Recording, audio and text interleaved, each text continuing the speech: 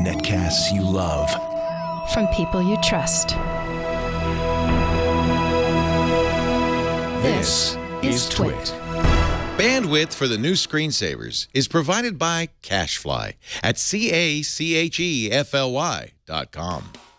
The new Screensavers is brought to you by Rocket Mortgage from Quicken Loans. Rocket Mortgage brings the mortgage process into the 21st century with a fast, easy, and completely online process. Check out Rocket Mortgage today at quickenloans.com/NSS. Behind the scenes of a video game maker, a first look at Google's VR headset Daydream View, and the Game of Geeks. Live from the Twit East Side Studios in beautiful Petaluma, it's the new Screensavers.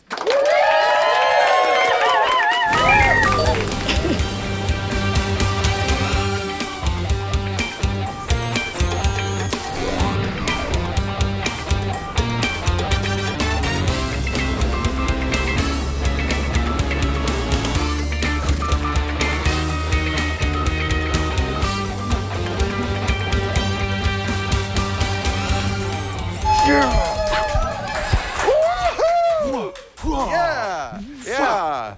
Well, so there's nobody in the studio because it's about 3 in the morning. That's why I'm so tired. So we're faking all the applause. Yeah. Hey, Jason Howell, good Hi. to see you. I'm Leo Laporte. This is episode 81. You're seeing it November 26th, but because it's Thanksgiving week, we decided to do it a little bit earlier. We're doing this on Wednesday morning, so those of you who are watching live, surprise! Woohoo! Yeah, hey, we're going to have a good show for you. This is going to be fun. Yeah. You have your Daydream.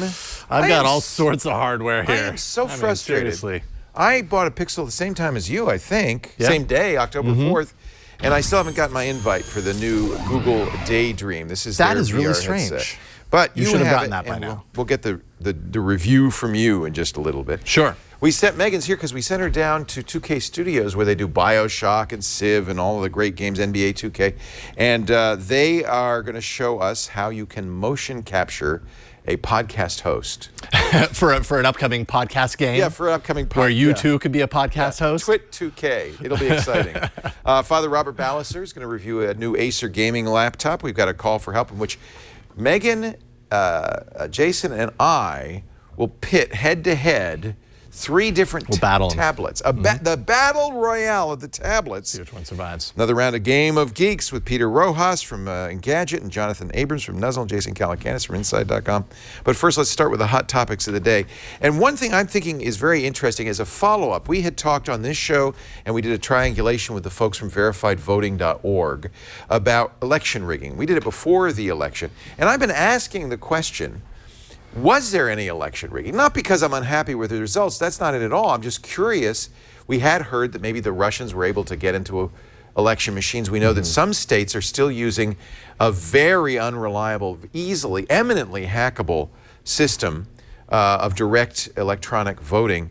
And in fact, one of those states and many of the counties that were involved in the swing voting were using that system. So a number of computer science professors are asking the campaigns, whether it's the Clinton campaign or the Trump campaign, it seems more likely to be the loser than the winner, but are asking the campaigns to ask the states for a recount, because that's not because they think it will change the result of the election. They say, we don't know, we can't possibly know. This is J. Alex Halderman, who's saying, you know, it absolutely could, the polls were wrong because of hidden Trump voters or whatever, et cetera. But just to reassure everyone, given the threat of hacking at the beginning before the election, we would like to get an audit. Now, the paper trail audits are fairly easy to do. You can do spot checking, as we talked about on our show, of the electronic vote, and then see if the electronic vote matches what a paper recount would give you. But you see those blue counties there? Those are the ones that are doing a paperless voting system. That means there's no paper trail. And we said many, many times, that is a very risky way to vote. California eliminated that in 2007, so there's always a paper trail. Most states did, but you see it in a few places. And so what they would require there is what we call a forensic analysis, which would be a much deeper, more complicated, and more expensive analysis. Halderman points out the campaign that asks for the recount has to pay for it. It could go into the millions of dollars. I don't know how likely this is. But it would also distract from, I mean, I think the incoming governmental officials would say that it's distracting from the transition. Right. So, you know, I think I would like to see this done just to reassure us. I think we could stipulate we're not going to change the result of the vote. That's fine, but just to reassure us that there wasn't any hacking, given the threat of Russian and other hacking of these machines, I think that's fairly important. Anyway, how much of that system is actually connected to the network at large, so that it would be accessible in that way, one of the questions, in a grand scale? This is one of the questions I asked Ron Rivest and the folks at Verified Voting. There are, in fact, some machines connected to the internet, but that's not the problem.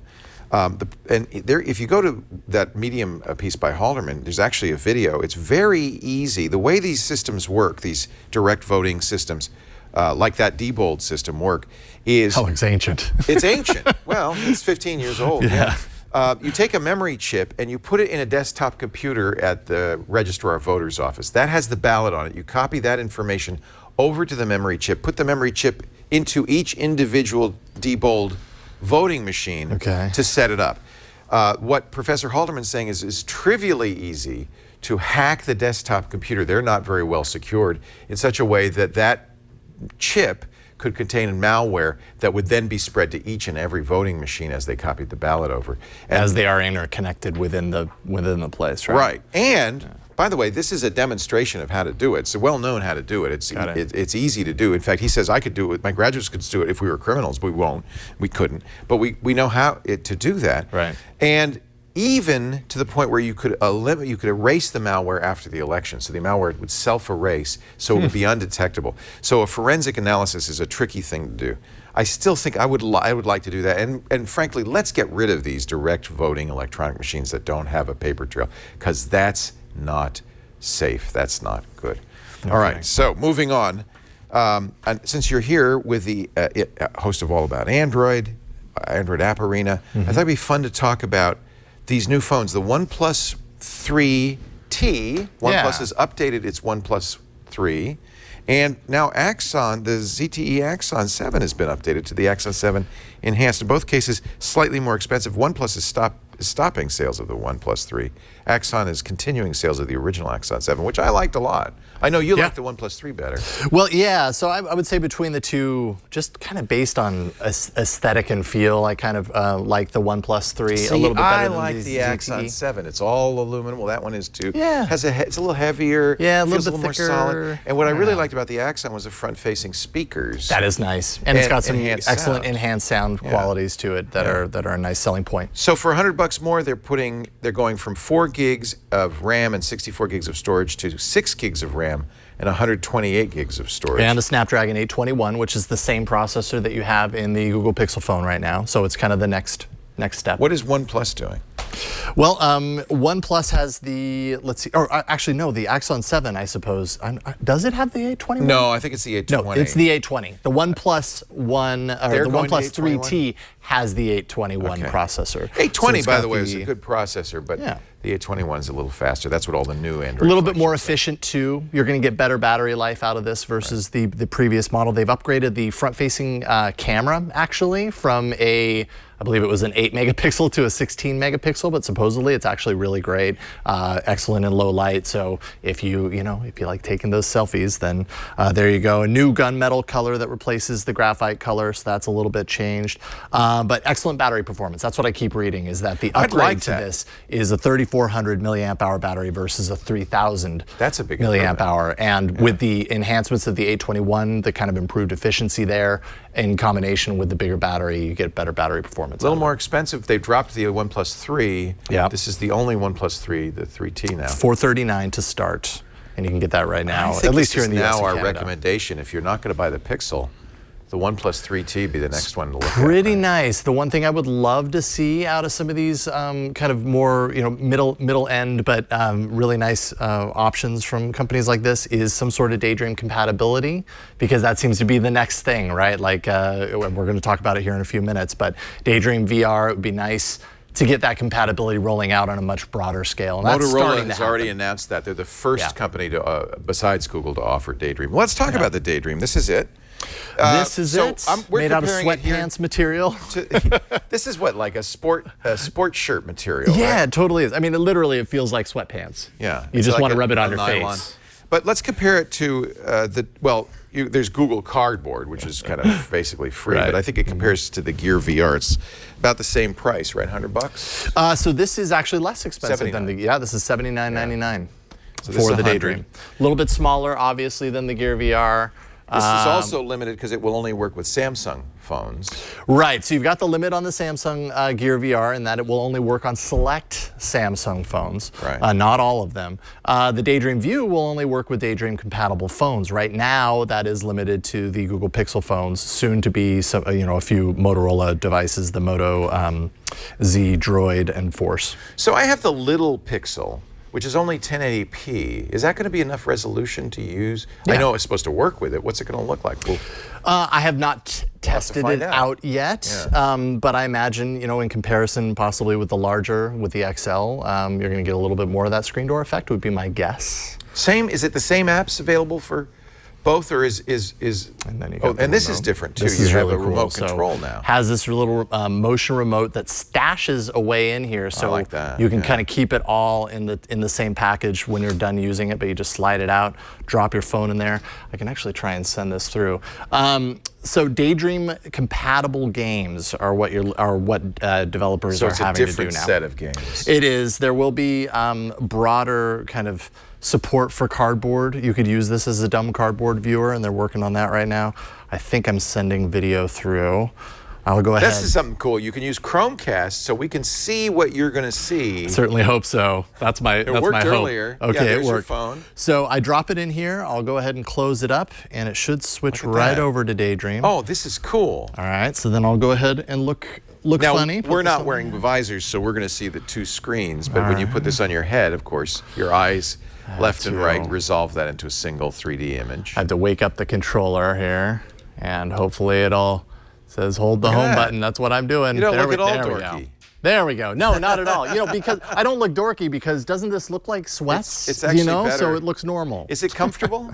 More comfortable? They are comfortable, but I have an issue with it, and that's that this strap, as you can see right here, is really high up. Yeah. And so the weight of everything, depending on how you have it sitting on your face, makes it so that it kind of pops out on the bottom, which lets in light and doesn't feel right. It also doesn't look perfect through the optics that, through the lenses that you're looking at. It actually can make the outer edges a little bit blurry as a result of the fit. So that can be a little strange. So Does I'll it go have a ahead. focus button so that you Nope, can adjust? there's no focus on it. So that's one problem because I wear glasses, and what I'd like to do is take off my glasses and then use the focus button to adjust. Right. I Yeah. can do that on the Gear VR. You can indeed. So I think really, as far as Daydream is concerned in comparison, and the real differentiator is this motion controller. This is what's going to set the experience apart from everything else in mobile VR as it stands right now. Although it has its limitations, right? There's a gyroscope in the controller that allows me to kind of move around. But what I really want to do is like pick it up and point downward. And that requires more motion control than what you get out of this remote. So it's a step in the right direction, but it's not perfect as far as that's concerned. But you've got... Is this a game or just a demo? This is a game. This is a game called, is it MyCopa? I can't remember the name suddenly. MyCopa. But it's a puzzle game, essentially, so I can move this guy, move him onto there. You can grab the whole board and shift it around. I can move that piece, bring him over here, and zap him to the end point. The timing is good for this because the NFL on Thursday released their 360-degree video. And so it came out on Thanksgiving. So if you want to immerse yourself in football, You can it's kind of a you can behind the isolate scenes look yourself at from NFL everybody live. else. Yeah, you'll be down on the field. Shows how people prepare for game day. Do you want to put it on? See? No, it's Yourself? all right. I No? can't get one because they haven't sent me my code yet, even though we ordered the Pixel the same I don't understand time. why you haven't got that code yet. You should definitely check in on that because these have already obviously sent out to people. Overall, I mean, $80 for the viewer is not bad considering, that you get that motion controller. It's not without its faults though.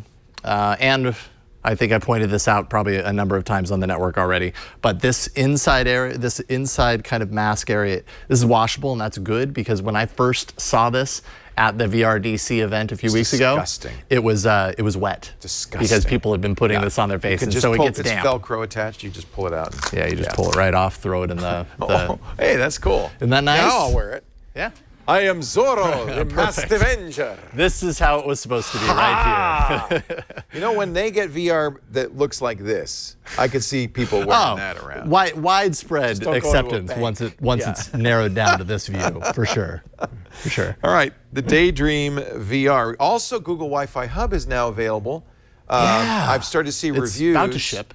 You and I both have ordered it. We'll do a review. Sure. Now, I want to point out, a lot of social media sharing on this, saying it's faster than the Eero or the Luma or the Plume.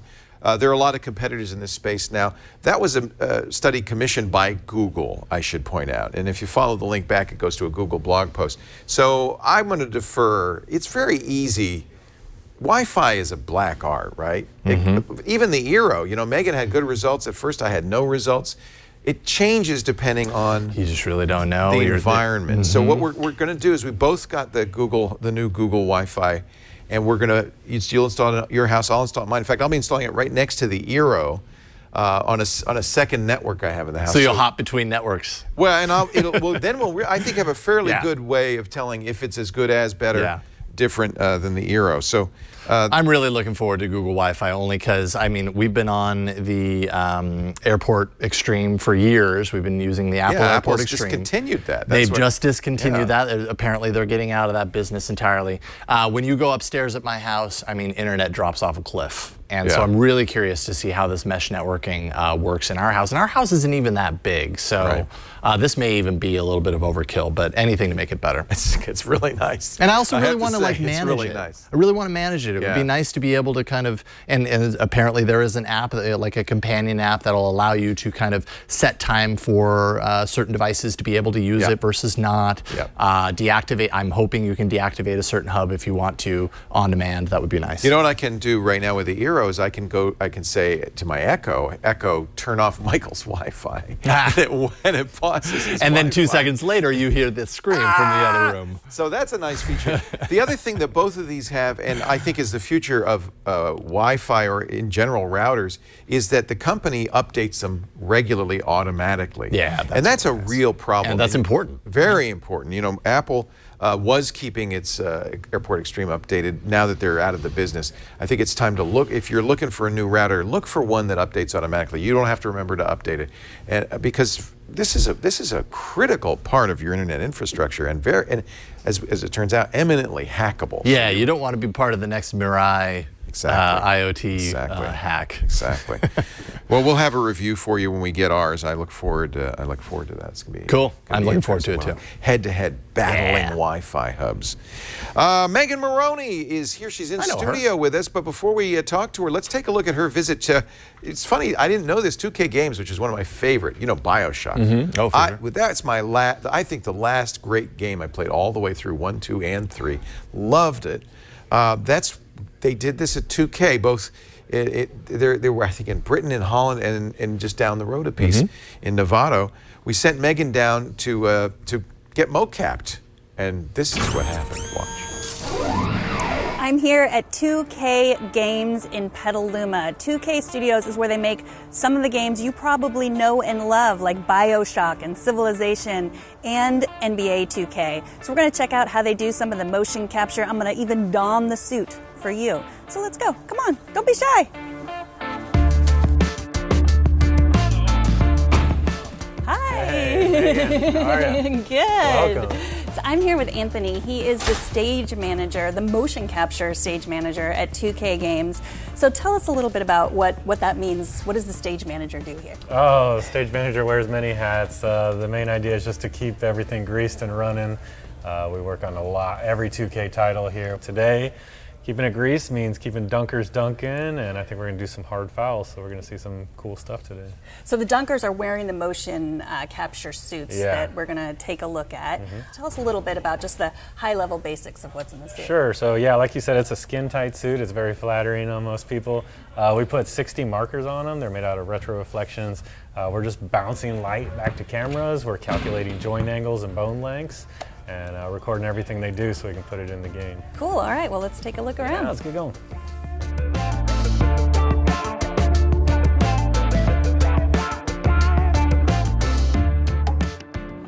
So Megan, we're back here in the locker room. We're gonna get you in the MoCap suit, let you close the curtain, and come out looking like a superhero. Okay, thanks. All right. Whoa, this suit is very small. Is Yeah. this the smallest suit? Am I the smallest person? I got one more if you want to try for something smaller, but I'm not sure how we'll fit in. Who's that for? This has been used for little sisters and BioShock. our tiny little captures. I think maybe I'm too big for that. Well, then this one looks good. Okay. Yeah, we'll run with that. All right, so where to next? Great. We're going to put some markers on you. We're going to put 60 markers on your body, so we'll take you right out front here. We're going to get them on your joints, a few of your bones, so we can get out here and calculate what's going on. All right, so the markers are what makes it look lifelike, what makes the characters move like humans. Yeah, it's what gives us an understanding of what you're actually doing out there. So how do they work? It's all about reflecting light. So when we go out there, the volume, as we call it, the space in which we capture, it's flooded with infrared light. So the design of these markers is to bounce that light straight back to its source. So as many cameras as possible can see where one marker is. Anytime we have 3 or more cameras see it, we can triangulate it. It's very similar to a GPS technology, know where it is in space, and then from there we'll build the skeleton and know what you're doing. How many sensors do you usually put on people? 60 is a nice, good number. It gives us a lot of offsets. What's going to happen at times, if there are more people out here, is some of these markers are going to get covered up.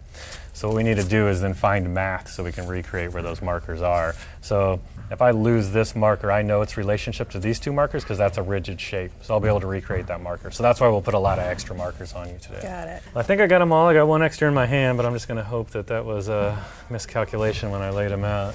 A little bit of asymmetry so that, actually I should put more in because we want these to be a little offset so that we have an understanding of left versus right. So I'll let you go first, 'cause where are we going? Your pants are on backwards, I just noticed. What's on backwards? Your pants. My pants are on backwards? Yeah, you want the zipper in the front there.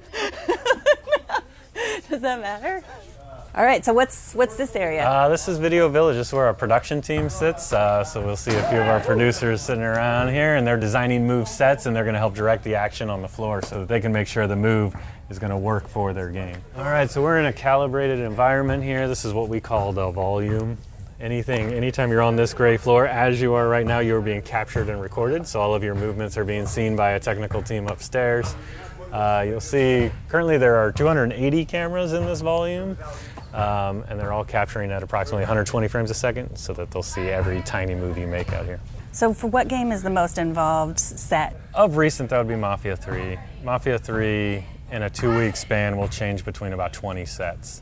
So there's a lot of build out. It's an open world game, which gives a lot of challenges as well because you can go anywhere and do anything. And we have to recreate all those environments here, and it all needs to be to scale. So when an actor touches something in our physical world, it matches exactly what happens in the digital world. And part of the team is down here, and then there's like a nest of computers up there. What's going on up there? Yeah, so our technical team's currently upstairs. Up there, all the decisions are being made as to telling who's in the scene. We track the colors they're wearing, we track the movements they're doing, and so there's a technical team inputting to the database. They're watching a real-time stream to make sure that everything is correctly configured, that we haven't lost calibration. They're physically capturing the shot. After that, it's going to be passed off to the person next to them who's reviewing the shot to make sure it's captured correctly, that the information is coming out the database on the back end correctly, and then that file will be cleaned, processed, turned over to our post-production team to do a final solve, which is taking the marker data and applying it to the bone data, and then that'll be handed back to the visual concepts team we see behind us. So what kind of background do the people that work up there have?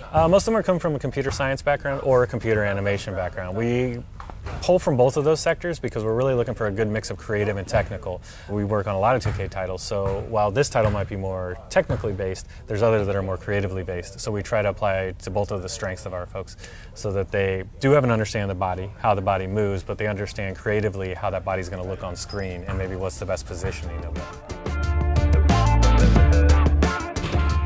All right, so now we're going to put this suit to work. Yeah, we're going to come out here, we're going to do a range of motion. That's going to allow us to determine your bone length, so we're going to articulate every joint. All right. So I'm going to stand back here by Alex. You're going to follow exactly what she does, and that's going to help us get your skeleton. Okay. Okay. So she's looking over the markers to make sure I put them all on in the right locations.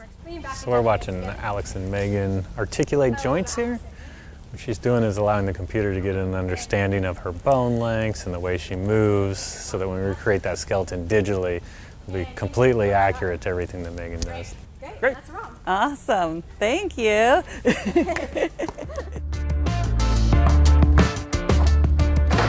I'm here with Gary Smith. He's one of 2K's athletes. So what game were you working on today? We're working on NBA 2K, so what we were able to do was suit up today and be able to demonstrate some of the athletic moves that's going to be featured on the video game. So from dunking, ball handling, shooting, and even just attitude and demeanor of the players, that's what we're able to capture today. So what else do you do besides motion capture? Are you on a team? Yes, I am on a team. We travel a lot across the world playing basketball against other teams that are in the professional realm, whether that be in China, Australia, New Zealand, you name the country, we've been there. So it's a great career, and I'm just looking forward to the future with everything. What's different about playing just in your regular uniform versus in this uncomfortable suit? Well, you know, the thing about it is playing in our regular uniforms, it's a lot more intense. You know, you have a job to do when you go out there, and that's to be better than the other team. When you're here, you're rooting for your teammates just as much as you're rooting for yourself. And it's a fun atmosphere. 2K's, you know, they do a great job of taking care of us. So it just makes it for a light day at the office, but you're still competitive because you want to put out the best possible product. So have you seen any of the games that you've worked on? Yes. So I was fortunate enough to be here a couple years ago. And when I came in, you know, they walked me through the steps, kind of showed me what it is that they needed from me, and I was able to execute that and, you know, go back home and play the video game with my son, and he was able to pick out different features that say, Dad, that's you. So it was pretty cool. Awesome. Well, okay, I haven't played basketball since 8th grade, which was a while ago, so I'm going to Just a couple years ago. Yeah, just a couple. Thank you. I'm going to try. You can tell me how I do, okay? Okay, let's see what you got. On a scale of 1 to 10, let's see. Oh. You know what? I'm gonna give you one more chance. Okay. I'm gonna give you one more okay. chance. I'm gonna give you one more chance because I believe in you. Okay, I put my pants on backwards, so hopefully they won't fall off. I do that every morning. There it is. Oh. Okay, let's see you. So let's see me. Let's see what I got here. Okay. So I'll give you, on the 1 to 10, I'll give you a 5 for effort, 50%. So you tell me how I do on this one, all right? Okay. Here we go. Oh, 10, 11. 10? I'll take the 10. I'm cool with the 10. We won't go over the top with it. All right, thank you. Appreciate it. Thank you so much. All right, so we've seen the sports. There's lots of props back there. Is there also, like, you said there's actors that come in too. What else? What other kinds of things? Yeah, so while something like this might be called motion capture, we also do performance capture, where we'll capture the complete performance of an individual. So right now you're marketed in such configuration that we would only be capturing your body.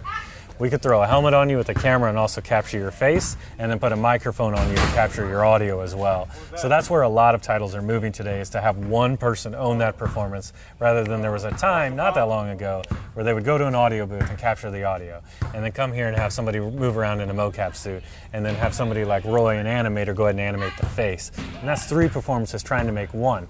A lot of times it was pulled off, but it's a longer process, and it's kind of Frankenstein together. So we want somebody to own that performance from start to finish, so that we're treating it like a live action film, although the end product will be digitally done. So obviously the guys that are playing the basketball part, that's easy to find. But what about like the Mafia? Where do you find the players to reenact the Mafia games? Yeah, so we'll do a full casting project for that. Usually 2K casts 3 main cities. We'll cast San Francisco, Los Angeles, and New York to bring those actors to the stage. Once those actors are here, we got to kind of get them accustomed to motion capture. I think something you touched upon is, how does somebody see what's around them, right? It's easy for basketball because we're here with a hoop, and we all have an understanding of what a basketball court looks like. But what if this was somebody's apartment? How does somebody get the complete understanding of what their apartment looks like? And so we do that with real-time displays, so somebody can look into a monitor and see themselves move in the environment and get a better understanding of, oh, if I want to look out the windows, they're here, and my coffee table's here. To get a little bit of an understanding, just to give you an idea of future technology, we're trying to push past that and put the monitor, move into an augmented reality, so that a director can actually direct scene into the game engine, see into the environment, as well as the individuals doing the acting. Because the more immersed they are, the better performance we're going to get out of them. So if someone is looking, they love these games, they love playing them, what advice would you give them if they wanted to get into a career doing motion capture? you have to be very flexible here. You have to have a coding background because what you're doing can go in any direction, and you want to be able to apply data maybe across several titles, you know. I'd say the first thing to do is learn a language. So whether that's C, or we're finding very common here, Python is extremely powerful, and what we do, almost all of our tools are written in Python or Visual Basic. So the first thing to do is go out and learn another language, and I always joke, if I had a kid, that'd be the first language he learns is C, and the second one would be C#. It's just, once you can control the computer, that's what we're looking for. We're not looking for people who can push buttons and respond to what's available to them. We're looking for people who want to find more efficient ways than what's available in the way of software ships, and write those tools to become more efficient. So everybody here needs to be extremely creative, technically trained, flexible, energetic to keep up with the pace of the 22-year-old kids who are flying through the air behind you. It's a very cool place to work, but it's very cool to watch people develop in this atmosphere too, and come in with a certain set of skills, but then learn another and just become a different person.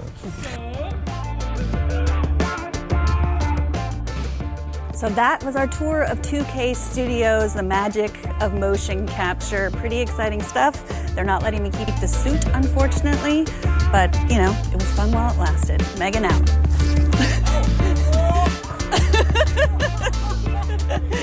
If you had made that. You almost made it. If you had made that. I did it. That was good. I'm so tall too, so it's surprising. It was. that my I basketball never realized that you're actually almost as. Yeah, we should I be a know. basketball team. Yeah. It's true. But those Yeah. professional dunkers. Go ahead, you can lean on me. Those are professional dunkers. Yeah, stop it. Now the secret's out. We've put her in special boots. So must have been It fun. was really fun. They're a great group of people at the 2K Studios. That's just the motion capture studio, but it was great. I Are loved there wearing the programmers suit. there and other people? Yeah, there are coders. There's not. It's a very lean team, which is interesting, and several women that are coders that are working the software. They have this little nest that they're up. You got to see that in the video. Yeah, it's a lean team, but it's very cool. A combination of coding and creativity. The process of motion capture, I feel like, has that not changed that much over the years? I mean, you were just saying while we were watching this The that suit I used to wear for Dev Null. Right. So I mean, this whole process has not really evolved. I'm sure the software behind the scenes has evolved, but like the suit that you're wearing is pretty much the same. It's pretty similar, yeah, than what they've been doing. I think the cameras, they were in the process of switching out the cameras when we were there, and they're like they said, they're moving into augmented reality, and that'll change a little bit. But really, they were just sticking Velcroing those things to me. There's only so much you can do. There's cameras, it's dots, and that's it. What software do they use for this? They use a lot of different software. It's some proprietary and some it's MacGyver together. They use like Maya. That's what I'd expect. Some of it is just the stuff that they've gotten to work the way they want it to work. Are we going to see the motion capture that they did of you? Can we have that and use that for future shows? When you're out sick, we can recreate you on the network. That's a really Virtual good Megan. idea. Yeah. Or maybe I'll be part of the next NBA 2K. That'd be fun. An unlockable character. Yeah, The Megan Morrone character. Unlock the The Megan. hidden Easter egg. Oh, that would be awesome. That would be awesome. Megan Morrone, thank you so much. Stick around. Call for Help's coming up in a little bit, and we need your help because we're going to do a tablet shoot-off. But first, I want to talk a little bit about Rocket Mortgage. Rocket Mortgage was created by Quicken Loans. You know Quicken Loans, they're the premier mortgage lender in the country. And they realized that there's a group of people out there, like you and me, that wants to do this all online. I know you know people, there's probably people in your family, people you had Thanksgiving with who say, no, I want to do it like we used to do it in 1902. I want to go into the mortgage office. There's going to be a guy with a green eye shade and sleeve garters, and he's going to say, "Are you ready for a mortgage? Where's your paperwork?" But we don't want to do that. We want to do it all online. We want to use the internet. We want to use computers, and Rocket Mortgage is made for us. It brings the mortgage approval process into the 21st century. It's fast, it's powerful, it's completely online. You don't have to search through paperwork. You can actually share your bank statements and pay stubs by pushing a button. And not just on your computer. Of course, you could do it from your desktop, but you can do it on your phone, on your tablet. Like this couple, you could do it at the open house. Do you ever do that? You must do that. You go around, we're not going to buy a house, but let's just look at houses. But it's nice to dream. And then you get there and you go, I want this house. Yep. But I don't have a loan yet. No problem. Rocket Mortgage. Just go to quickenloans.com/NSS. Not only is it a simple process that's entirely online, because it's computers, it's fast. You'll get a custom loan for your exact financial situation within minutes. You gotta love that. Rocket Mortgage. Go to quickenloans.com/NSS. Quickenloans.com/NSS. Rocket Mortgage is an equal housing lender licensed in all 50 states. NMLSconsumeraccess.org, number 3030. Rocket Mortgage by Quicken Loans. Go to quickenloans.com/NSS. You do that? I do that. We love to do that. Look at houses, right? Might as well. I mean, when you go and look at a house, then you have to ask yourself whether you can actually afford it or not. Right. And then you start to, you enter that wormhole, right? You're like, well, wait a minute, actually. And as soon as you've done you might that, be able to pull this off, and then it's all over. It's game over at that point. You've opened the door. You've opened it up a little bit. At one point, we first moved to Petaluma in 1993, I think. Abby was like 1 year old. We moved from San Francisco, bought our first house here. And then for a while, every 4 years, like clockwork, we'd buy a new house, we'd upgrade. I hope I'm done with that. Abby's 24 now. I think I can stop now, right? We bought our first house a couple of years ago, and I don't see us moving anytime soon. The Bay Area is a crazy place to own a home right now. We're cool. We're cool. But see, the nice thing is that once you bought in the Bay Area, then when you sell it, you're selling at that high price, and you're going to buy. That's true. So you can actually, anyway, it's complicated. I don't understand money. Neither do I, Leo. I married into money, thank God, okay? Do you want a gaming laptop? We're getting a lot of calls for the holidays, mostly kids saying, I want to buy a gaming laptop. How much does Dad have to spend? A lot. But maybe not. Let's take a look at this. This is the Acer Predator gaming laptop. Father Robert Ballecer with the review. This is the Predator 17, and what a machine. Carbon-carbon bonded titanium infused paneling, diamond strand intercore networking, liquid synaptic data transfer bus, bioluminescent keyboard, time vortex cooling, dual quantum dilithium diffracculation processors, powered by the captured heart of a newly born supernova. Okay, that's all sci-fi mumbo-jumbo, but the Predator 17 is a ridiculously powerful series of gaming desktop replacements that Acer sells for between $1,500 and $2,500. Our review unit is a top-of-the-line Acer Predator 17 G9-791-79Y3. That's a horrible name for a powerhouse, so I'm going to call it the Apex Predator. The Acer Apex Predator is an 8.71-pound gaming laptop with a matte-finish 17.3-inch 1920 by 1080 16:9 IPS screen, driven by a G-Sync-capable NVIDIA GTX 980M discrete graphics part with 4 GB of GDDR5 memory. It's powered by a 6th-gen Intel i7-6700HQ quad-core processor running at 2.66 GHz with a 3.5 GHz boost and 6 MB of L3 cache. It comes with 32 GB of dual-channel DDR4 system memory with 2 empty slots for upgradability to 64 GB. The Apex uses a hybrid storage setup for speed and capacity. Ultra-fast storage is provided by a Samsung SM951 512GB M.2 SSD supporting NVMe and a data transfer rate of 2.5 GB per second, while a 1TB Hitachi 7200 RPM hard drive provides SATA-connected storage. Also, if you look really close, you'll see that there are actually 2 slots to entice your upgrade technolust. If you want ports, the Apex Predator has got them. 4 USB 3.0 ports, 2 on the right and 2 on the left, full-size HDMI and display ports, a gigabit Ethernet port, audio, SD card reader, and a USB-C Thunderbolt 3.0 for ultra-high-speed peripherals. We ran PC Mark 8 against the Apex Predator, and its performance was eye-opening. This is a phenomenal score for a notebook. While a standard office PC might score 2200 and a high-end gaming notebook 2986, the Predator scored a consistent 3846. In other words, it thumped most high-end notebooks. While other gaming notebooks have used this much memory and CPU power in the past, the Apex Predator's NVMe M.2 SSD gives it a huge upper hand, even against notebooks that cost more. Now, I know what you're thinking. Padre, these are desktop benchmarks, but this is a gaming machine. How does it do with gaming benchmarks? Well, I'm glad you asked. We ran 3D Mark against the Apex Predator, and it scored 84730 in Ice Storm, 21,735 in Cloudgate, 21,958 in Skydiver. But to put these scores into perspective, most notebooks will score an average of about 1,400 on the most challenging benchmark, Firestrike, while high-end gaming notebooks will be able to eke out about 3,300. The Acer Apex Predator scored 8,356. That's just under 2.5 times faster than the high-end gaming notebook average. So yeah, a little speed here.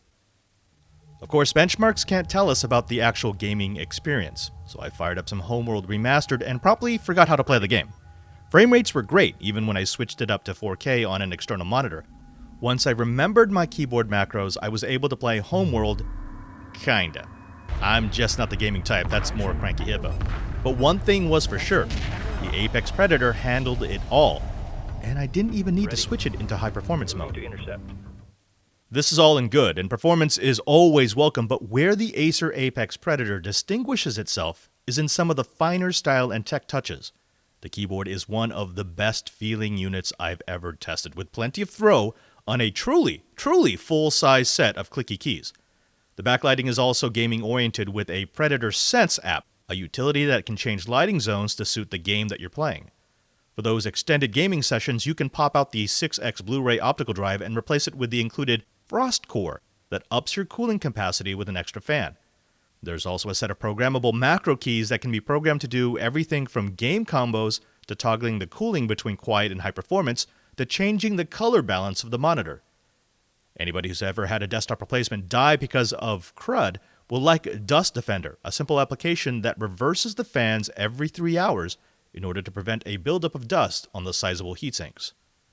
For the Twitch gamers out there, Acer has also developed a feature they call Killer Double Shot Pro that uses both the Gigabit Ethernet and 802.11 AC adapter simultaneously, automatically routing lag-sensitive game data packets over the wired connection while keeping lag-capable data, like VoIP, chat, and background processes, on Wi-Fi.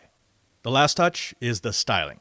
From the rubberized finish to the matte screen to the responsive touchpad to the mean look, the Apex Predator just looks different. And that's a good thing. Also, unlike a lot of other gaming notebooks, the Apex Predator actually has theater-passable sound from its 4-speaker, 2-subwoofer, 12-watt sound system. Combined with a special 2-year warranty, the Acer G9-79179Y3 isn't a gaming notebook. It's a Predator. Thank you, Father Robert. Time for a call for help. On the line from the quaint colonial town of Glastonbury, Connecticut, it's Ron. Hi, Ron. Hello, guys. Thanks Ron. for taking my question. Are you a quaint colonial? No, I'm actually, I used to live in the East Bay, and I moved nice. over, so, yeah, now I'm going to bear the nice cold weather here. Yeah, I bet. I see you have an old-fashioned clock and an old-fashioned chair on your T-shirt. What is that T-shirt? It's, Ultimate Frisbee. Nothing but change. Are you an ultimate frisbyer? It's not ultimate Frisbee, it's disc golf. Disc golf. So, Disc yeah. golf. Disc golf. We got I used to play there in Santa Clara and Berkeley and whatnot. Yeah, yeah. I've seen those around. I didn't know what that was for. I thought it was some sort of medieval torture implement. Well, it can be, I suppose. It is in a way, isn't it? I feel horrible. I don't mean to waste your time. I was watching last week's episode. The gentleman who called for help says, technology is dead. There's no. Yeah. So let's just give it up, right? Let's just stop right now. Let's give it up. Oh, it's not dead break, yet. Actually, you're asking a question that is right in the sweet spot of where technology is headed, I think. Go ahead and ask your question. So, my question is, there are 3 pretty solid platforms out there for tablets. I'm interested in a tablet, so you got Android, iOS, and Windows. Yep. And the things I require is stylus and specifically ink to text. So when you handwrite something, then you can just select it and convert it into text. Right. And I found out mobile may lack in that. I'm just finding a good application. I use it for work as a project manager. Take a lot of notes. You know that Note 7 is really the Galaxy Note 7 from Samsung. It's very affordable right now. That might be an excellent choice. No, I'm just joking. He's laughing. That's the exploding phone. Although I have heard, I don't know if this is true, that Samsung is going to refurb those, take out the bad batteries, put in new batteries, and try to sell them. And if they do, you'll get it for a very, very low price because nobody's going to be crazy enough to buy that. But that's a phablet, not a tablet. Did you ever use a Note with the stylus? Because those really actually work pretty well. What are you using it for? Are you annotating drawings or documents or? It's taking minutes. So as a product PM, a lot of details of projects change. Want to change this pink shirt to blue. I got to take note who said what when that's going to happen and so on. Well, we have actually the three main players in this here. Jason will demonstrate Android, which I think is going to get disqualified instantly. Yeah. Let's bring in Megan Morrone. She's going to do the iOS portion of this here, and I have the Windows tablet. So your chief criterion is you want to be able to take notes on a screen, have those notes converted to text, so that you can Jason, what do you got for him? Well, you mentioned Pixel C, and I hate to tell you, but Pixel C, which I have right here, it doesn't have any sort of real, true stylus support. It's also a year old, so you might want to, kind of be forewarned on that. I mean, honestly, if you were thinking of Android and you were thinking of anything stylus, I would have to say that you would want to look at the Note series in some way, shape, or form. Samsung does have a 10.1 edition of the Note, but it's a 2014 tablet, so it's already outdated. But it has stylus support. That's the one I would look at. Yeah. Is there an app on Android that will take handwritten text and convert it? I don't know of one that will. I don't know of one, and and I'm sorry I don't have a recommendation on that. Yeah. But even if there is, I mean, there's a little bit of handwritten support in like keyboards, let's say, just handwriting recognition. I don't know if it's going to be as robust though as what you're talking about. If you're taking minutes, you want space, you want to just scribble it out. You don't want to write letter by letter and wait for it to space over to the next letter, which is what some of the keyboard options do. So I'm just thinking that maybe Android might not be the right platform for this. Now it's too bad because I know from our research that you are a Chromebook user and you have a Nexus phone, so you're in the Google world. Comfortable. Correct. I'm back in the day, people used to be hardcore Windows fans and brag about that, and people were like, "No, I'm an Apple user, a Mac user, and Linux." And I've worked in tech support at the University of Connecticut, UConn. Go Huskies. UConn Huskies, yeah. And there, as my eyes opened up, like that university doesn't support just one platform like Apple. They're popular in a lot of universities. The university supports anything. So it doesn't matter. Bring your own device. I think a school has to do that now. I think modern schools do that. Yeah. So now I'm open to anything, any platform. That's why I'm asking. It's not specifically Android, iOS, or Windows. It's just the core services I use in personal life are Google services. So if it's as long as Gmail works on Google Calendar, Chrome, those are the services I prefer to use. Well, the good news is you can use Google Drive on any of the platforms we're about to show you. So let's get iOS here. Megan Morrone from iOS Today has brought along an iPad. So this is the iPad Pro and the Apple Pencil, which this is a little more expensive, and the Apple Pencil doesn't come with it. But I'm using an app called Nebo. Nebo. From MyScript. Yeah. And so I wrote this letter to Leo with the pencil, and I have really bad handwriting, but then it just turns it into text. You just tap it and boom, it textifies it. And then you can send it, you can share it. It does a really good job too. The MyScript folks started with a calculator that took mathematic formulas and converted them. So, what'd you just do there? I just crossed out, and it will cross out the text. Scratch it more. Yeah, like that. Boom. And then you can go back. I see. So and then the text. You can see the text is written up there. So it's a really good for taking notes. I mean, we talk about the pencil being great for artists, but I think if you're constantly taking notes, this is good. And OneNote you can get on the iPad too. I know you said that you use OneNote, and that works with the Apple Pencil. So you can, if you don't want to use an app like this, you can also use OneNote. And I use Google. We're in the Google ecosystem. I use Google Docs on here. It's not the best experience, Google Docs, but it definitely works. The third choice, as you know, is Windows. This is and by the way, good deals right now. Black Friday deals from Microsoft. This is the Surface Pro 4, and you see it has a detachable keyboard, which has a certain advantage to it. This is Alex's, so I'm going to take my Surface Book, which is the same thing.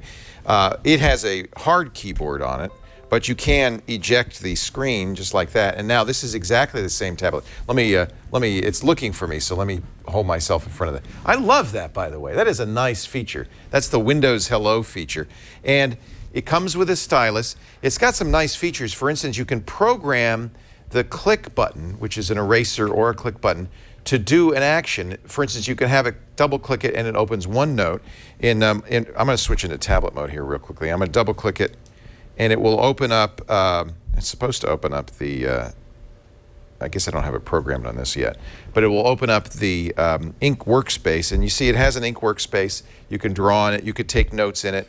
Conversion to text, that's an interesting question. Alex, have you done that, conversion to text? I have not. I found that OneNote on the Windows Surface, because it's running the full OneNote, It's running on the OneNote. full That's version. Right. Yeah. It will do ink to text. Okay.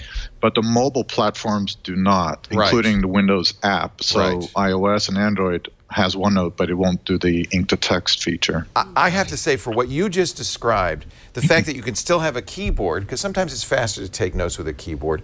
You can turn this sideways, or portrait mode. That comes with the pen. The pen attaches very nicely to the side. It has an eraser, and this is almost a OneNote machine. You can program Windows. As I said, I don't know why it wasn't doing it, but I can double click it's probably decharge. I could double click this. It will open up OneNote, get me right into it.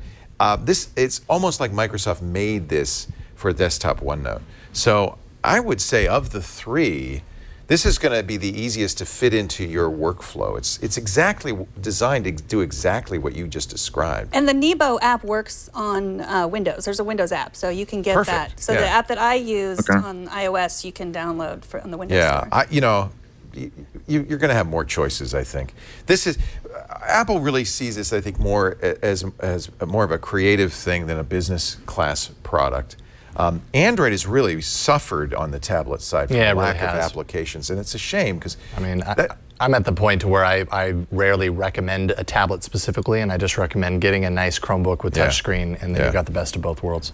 And given that you can get a Surface Pro 4 in Microsoft's Black Friday sale for $799, that's 128 gigs storage, an i5 with 4 gigs of RAM, which is pretty much the sweet spot on that. That is very attractive. You'll still have to pay an extra $100 or so for the type cover if you wanted to get the keyboard on this thing, which I would recommend, because there are times it's just really nice to have a keyboard and mouse. But it's interesting. Microsoft has really created the best of both worlds, a tablet that is in fact a laptop computer.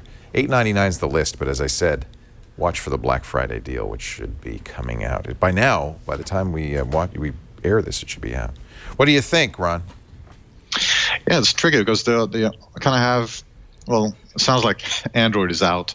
Yeah. Not too many pluses on there, but the pros and cons is that, sorry, Tom. I used to have the Asus Transformer Prime back in the day. It was nice to have the keyboard and the touch at the same time. Exactly. The negative on the Windows doesn't have the Google apps, right? You got to sort of launch the web browser for each of the services, right? Like, no, there's an extension you can download and install, and what you can do is you can have it syncs just like Dropbox does, so you can have a Google Drive folder with all your Google Docs locally on the device. You double click them to open them just like you were opening a Word document, and you could work in there.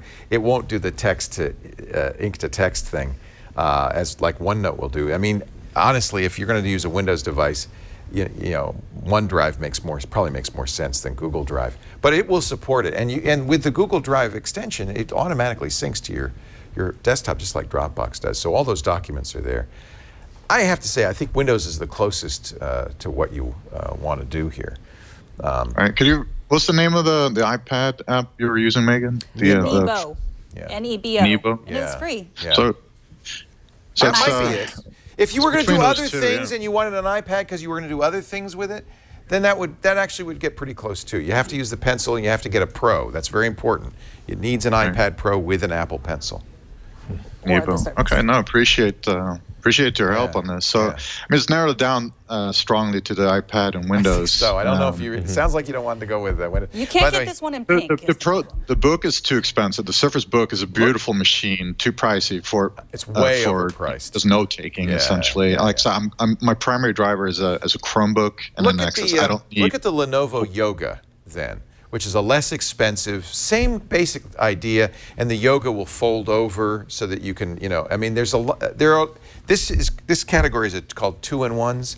There are a lot of them. It's not just Microsoft that makes them, and you can get a better deal with something that's pretty much the same from somebody like Lenovo. Okay. Sure. Thank you very much. Hey, it's great to talk to you, Ron. Thank you so much for being on the show. And thank you, Megan, for coming in on your busy day off. You're welcome. I know you're driving the kids around. Actually, this is probably a great respite, isn't it? It is. Yeah. It really is. Thank you. Thank you. Hey, next week, Renee Ritchie's in town. So we're going to answer your Macintosh questions from the king at imore.com. Here's how you get on the show. Need tech help? The new screensavers are here with answers. Email your tech questions to newscreensavers@twit.tv. Wow. Wow. Ladies and gentle nerds, I'm very excited about this.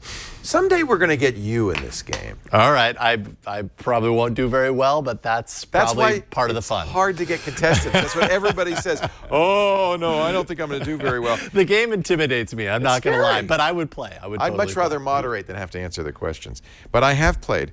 It's time for the Game of Geeks. We bring together, once again, the creator of Friendster, Jonathan Abrams. He's now at Nuzzle, which is one of the best news sites out there. Peter Rojas, creator of Engadget. He's now at BetaWorks. And Jason Calacanis from, as you know, from Weblogs Inc., but also at launch.com and inside.com. It's time to play the Game of Geeks. It's time to play, once again, Game of Geeks. Let me introduce our Circle of Geeks. And we've got, this is the most prestigious Game of Geeks panel we've had in the 3 times we've played it. Peter Rojas is here. You've known him, of course, for many years, editor-in-chief of Engadget. He's now a partner of BetaWorks Ventures, founder of Engadget, with his buddy to his left right here, Jason Calacanis, inside.com. So you guys know each other.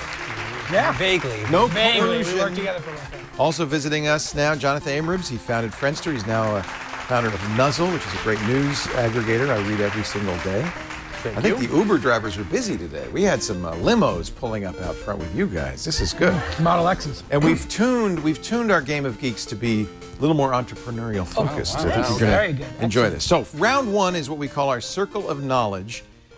This is a little bit challenging, and you may never have seen anything like it. You're going to be asked to take turns coming up with a bit of nerd knowledge. I'll give you a category.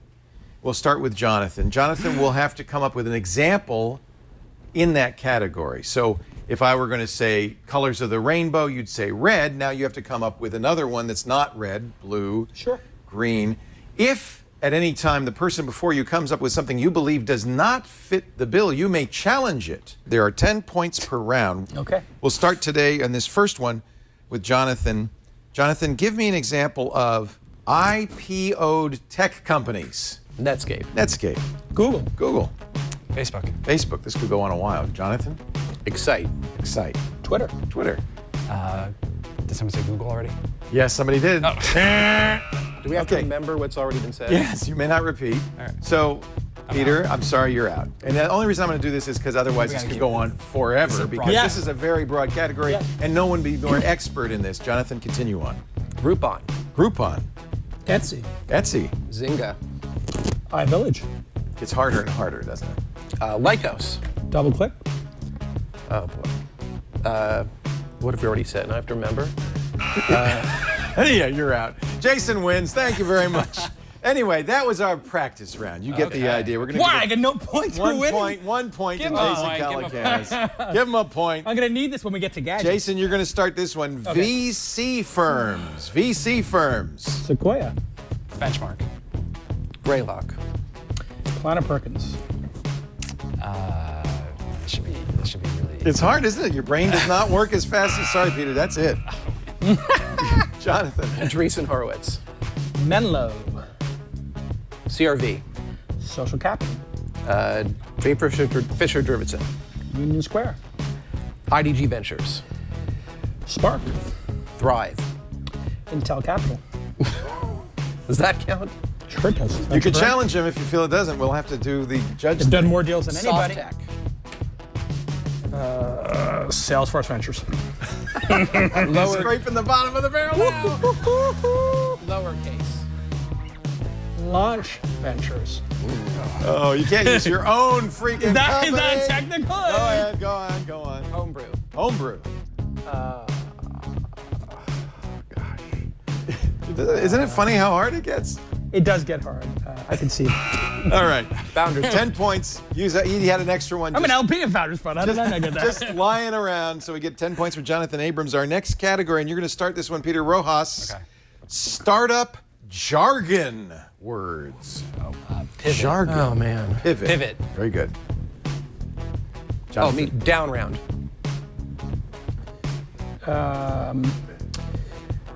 Product market fit. Very good. Growth hacker. Growth hacker. MVP. Minimum viable product. Lean startup. Lean startup. Down round. Oh, I believe down round has already been, has it not? Am I wrong? I said I believe Jonathan. God, so bad So at once again, Peter has failed. Growth hacker. But you know, it's good to fail in growth hacker. I just said that. You just said that. You said He did that? You said All right, down round. congratulations. And Yeah, then before the growth first one I said hacking. was growth hacking. Again, 10 points for Jason Calacanis. This is moving right along. We're going to get some better ones in a minute. Oh, this is good. Unicorns. We'll start with you, Jonathan. Instacart. Uber. Facebook. Docker. Thumbtack. Twitter. Wish. Dropbox. Oh, Peter, I think you're out. Go ahead, Jonathan. Snapchat. Airbnb. Oh, now it's back to me. Lyft. Maker Studios. How many unicorns are there? There's several hundred. There's hundreds. But it's very There's hard. dozens. There's dozens of private ones currently. Okay, we're going to give this one to Jason again. 10 points to Jason. Finally, last one. Thank God. There are no, not anymore. This one's going to be very short. Fallen unicorns. Pokemon. We'll start with you, Jason Calacanis. I have a life. I do not play Pokemon. I have a life. You don't I need concede. Pokemon at all. Oh, this is gonna be 0 for 3. If you name one Pokemon, you win. Guys, chat room, come on. No.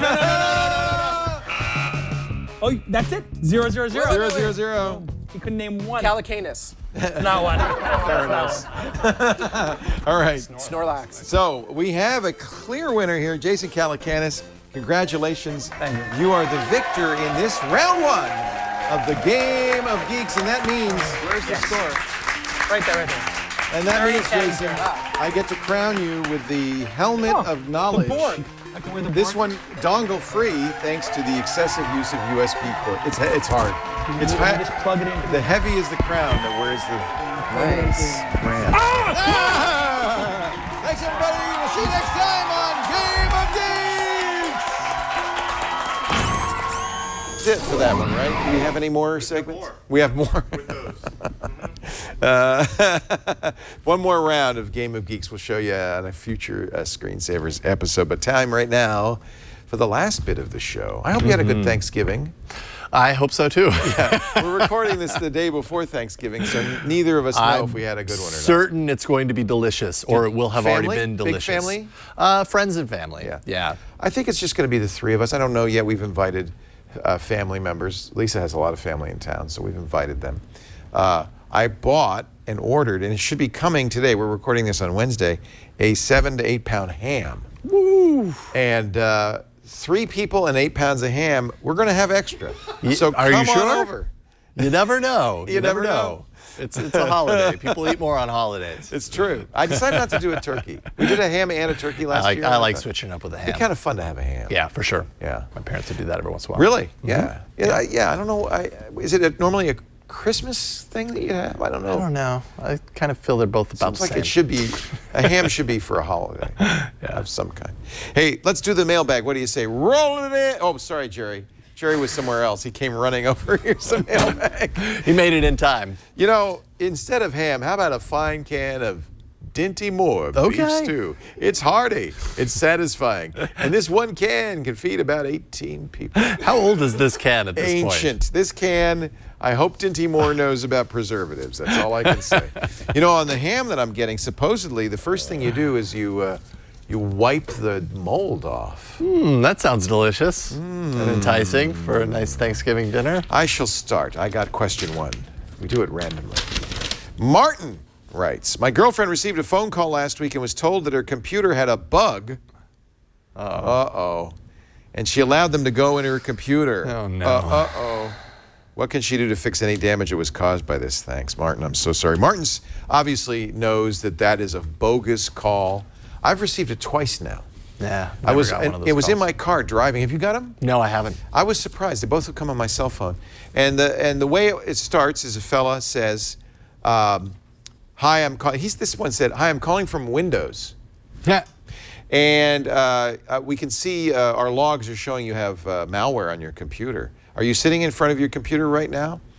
And now what a lot of people do is they go, "Yes, I am," and they pretend, and they walk him through it. Because what he's going to do, and this is why it's so deceptive to somebody who's not sophisticated. Right. They go, "Oh my God, yeah. So yes, I'm in front of my computer." They have you run the system event log viewer. So there's lots of events, and this log records them all. All computers have a system log. And when you look in the viewer, it'll show events that failed or didn't go through with a big red X or a yellow triangle and an exclamation mark. It looks scary. It's completely normal that this log would be full of red exclamation marks. So they say, okay, do you see any red exclamation marks? And your grandma says, yes, I do. Oh dear, it's as we suspected. And now the scam could go a couple of ways at this point. You're at a fork in the road. Generally, they'll say, well, here's the good news. We can fix it.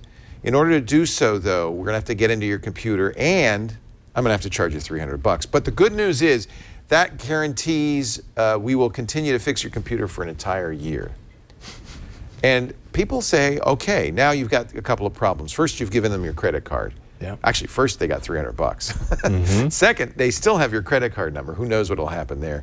Third, they've gotten into your computer. Now, once they get into your computer, they can do all sorts of things, including, and mostly what they'll do is embed malware of some kind, which will either make them money because it'll pop up ads incessantly on your system, or because they can sell your system to a botnet attacking other computers. It's not good. So your girlfriend has potentially a number of problems, Martin. First of all, if she did pay them, they have her credit card. Stop that payment. Stop that payment. Stop that card. And stop that card. Yeah. The second problem is a little bit more difficult to fix because you don't know what they did to your computer. And I'll tell you what every security expert says. You can go out and you can get Malwarebytes, an antivirus program, a cleaner, and you can run it. And it might even say, hey, great, everything's clean. You can run Microsoft's malicious software removal tool, get a blue ribbon, everything's fine. But what you don't know is what's on there that they can't see. And no disinfection tool will get rid of everything. So there may be a rootkit on there that's invisible to them. There may be malware on them that's so new that these programs don't see it. All sorts of things can still happen. Once somebody's corrupted your computer, infected your computer, all bets are off. And there's no secure, safe way to clean it. If you really want to take a chance, I don't recommend it, get Malwarebytes. Get it from the official site, MALWAREBYTES. Get it? Bytes like computer bytes. And it's malware like software.org. Okay, that's the only place to get it. Don't get it from a third-party download site because if you think about it, where would bad guys put viruses? They'd put it in virus cleaning software. Yeah, they put it in the place that you think you need in order to protect yourself from them. So if you get it from a sketch site, you're going to get a sketch virus. So if you really want to clean it, there are ways to do it. They're having a Black Friday sale. Interesting. This is a good tool. It works, but it doesn't. So all bets are off. Like it makes perfect sense. There's really no way to know 100% that the system is clean. I mean, so then at that point you have to make the decision of, do I scrap this system entirely and get a new one, right? Yeah, I mean, which seems extreme. Yeah, it's the only really sure way of making sure is to wipe the drive and reinstall Windows from a known good source. Okay, and that would. It's not the end of the world. I hope you have a backup of your data. If you don't, make one. Generally, data is safe. Data by itself doesn't do anything. You may back up malware because sometimes malware is embedded in a Word document or a video file or a music file. We've seen that on Android with the stage fright bug. We've seen it on iOS with a similar media player bug. Right. So it's potentially even a data file, but can infect your computer. But it only infects your computer in conjunction with a broken piece of software, a video player, audio player.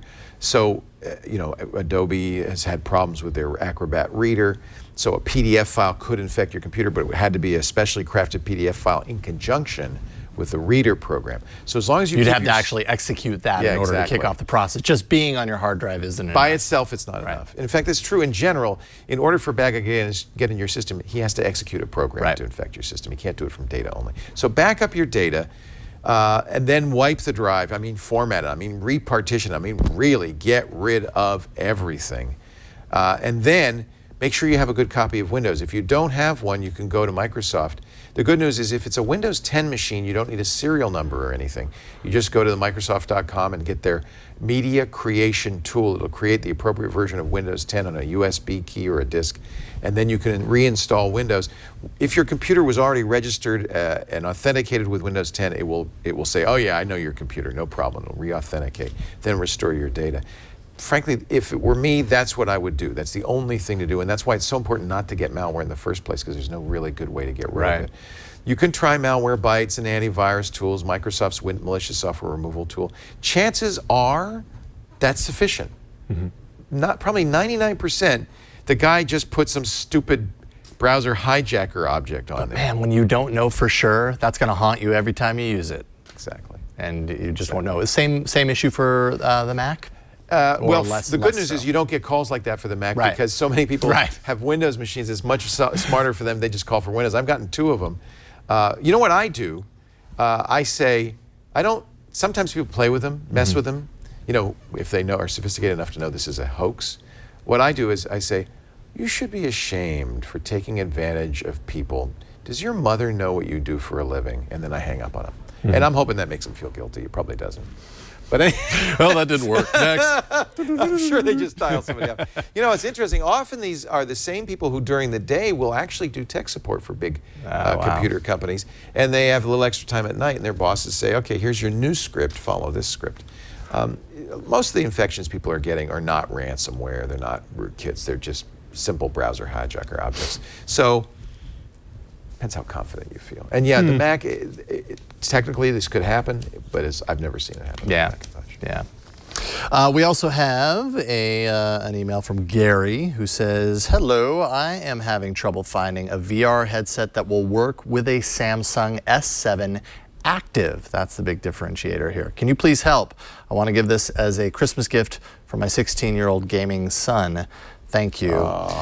The challenge and the sad trombone in this question is that the Samsung Gear VR, which I have right here, does not work with any of the Active series. What? And that's because the Samsung Galaxy S6 Active and the S7 Active are actually thicker phones because they're meant to be more durable devices. And so compatibility with Samsung's very own in-house Gear VR headset doesn't work. I did some poking around. Some people have modified and chiseled away at this hardware to fit it in there. The problem that you end up running into, though, is that even though the internals of the Gear S7 Active are perfectly sufficient and match in many ways, almost identically, the other devices that do work, there's missing software because it doesn't fit. They didn't build in certain pieces of software that would make this happen, and I couldn't find any way to install it or any successful kind of like side-loading installation of those system-level files that are required to run the Oculus software. So you're not going to get that through this headset. You know what will work with is Google Cardboard. For sure. For sure. So, any of which, I mean, it's definitely a step down to go from the Galaxy there are people, though, that Gear. make plastic cardboards, make better versions of Google Cardboard. For sure. This is one that I got at the last Google I/O. So, you could fit it into any Android phone will work with that. Any Android phone's going to work with that. We've also got the hardware options that look a lot like a Gear VR. But that's a Gear. That's the cardboard, just a different... exactly. It's just a larger format cardboard. You could do this. You're not going to get the side control like the Gear VR has. Your this little touchpad on the side, so you have kind of some swiping options. But you can use it with a game controller. You could you could play Minecraft. I've played Minecraft on it, stuff like that. Who makes this? This one, I have not tested or played around with this. This is Sarlar. And yeah, you've got little underneath. You can also kind of zero in the focus on each eye. I think that's almost as good, really, as the Gear VR. It's a different set of apps. But. Yeah, and I mean, Gear VR has kind of the tie-in with Oculus. So they've got the Oculus Store and the Oculus Experience, and that kind of sets it apart at least a little bit. But there are options to give at least some sort of introductory. So cardboard or cardboard compatible. They range anywhere from $5 to $50. I've even seen some as high as like $100 and some odd dollars, for. That's kooky. It is. That's you don't want to spend that on. But you might want to get a Bluetooth game controller that works with the Android phone, because some of the games you can actually use the game controller with the cardboard and stuff. Honestly, in many ways, that's actually better than what you have here. I think I like having the control because it's better than nothing on the side of the Gear VR, but it's also kind of a pain in the butt when you're in VR, you're trying to find it, trying to swipe around. Much better to have a controller. Right. You get expanded kind of, I don't know, control over your games. Right. Oh, man, and it was a smart move for a teenager to get the S7 Active. Right? Totally. And it's kind of a big oversight, I think, in Samsung's part that they didn't include that into the Gear VR. Hopefully they do in the next iteration. Gary.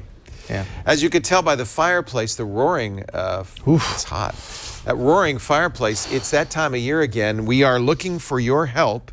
We're going to make a best of episode. All the Twitch shows all about Android will have a best of, Twit will have a best of, and the new screensavers will have a best of, and we'd like your help. If you go to twit.tv/best of, you can submit your favorite moment from this show or any of our shows for 2016. Now, it has a lot of fields there, like time code and date and all that stuff. That's, if you don't know that stuff, it's fine. You could just say, oh yeah, I remember that episode where Jason Howell tried to get on the table and dance. That would be enough. That was a good episode. Yeah, totally. I broke the table when I did that. No, that was me. Oh, okay. Getting my stories mixed up here. The Harlem Shuffle episode. That was 2 years ago. You can't. That's not one of them. Twit.tv/best of. Give us whatever you know, and that will certainly help us. And I think we're going to have a really fun time this year. We're also recording a very special holiday episode of Twit with some of your favorite people. So stay tuned for that. That'll be Christmas week, the last week of the year. If you have our newsletter, you'll know all about things like that and more. We give you a preview of what's to come on the network. Twit.tv/newsletter. It's free. We guarantee only one email once a week from us. We will not use your email in any other way, and we certainly wouldn't sell it to anybody. We do this show every Saturday afternoon, normally every Saturday afternoon around 3 p.m. Pacific, 6 p.m. Eastern, 2100 UTC. I'd love it if you'd stop by and say hi, watch us, join us in the chat room at irc.twit.tv, but I certainly understand, especially this Saturday, if it's not a good time for you. Don't worry. You can always get on-demand audio and video of every show we do, including all about Android, Android App Arena, and Tech News Today, Jason's shows, the new screensaver. It's all at twit.tv. For the new screensavers, it's twit.tv/NSS. And the best thing to do is to find an app and subscribe. That way you won't miss an episode. Absolutely. You've been having a lot of fun on All About Android. I just watched yesterday, because we were recording this on Wednesday, and you had a new person on there that I hadn't seen. Well, Yasmin Evgen. Yasmin is great. Yeah, the Material Podcast. She's been on once before. With Andy Anako. She does their Android podcast. Yeah, no, she's awesome. We have a lot of fun with her. And it's funny, I'm looking at her, I'm saying, that looks like Andy's backdrop. It is. He donated it to her, right? Yeah, I believe so. It was pretty funny. Anyway, All About Android every Tuesday, 5 p.m. Pacific, 8 p.m. Eastern Time. That's 2300 UTC. Thanks for joining us. Come back and be in the studio with us, too. If you're ever in Northern California on a Saturday afternoon, we love having a live studio audience. Just email tickets at twit.tv, and we'll see you right here. Thanks for being here. We'll see you next time on the new Screensavers. Bye-bye! Bye! Empty studio. And a turkey head producer. He's very festive. That's what ended up on his turkey. There we go. That's where his turkey ended up. I need a ham head.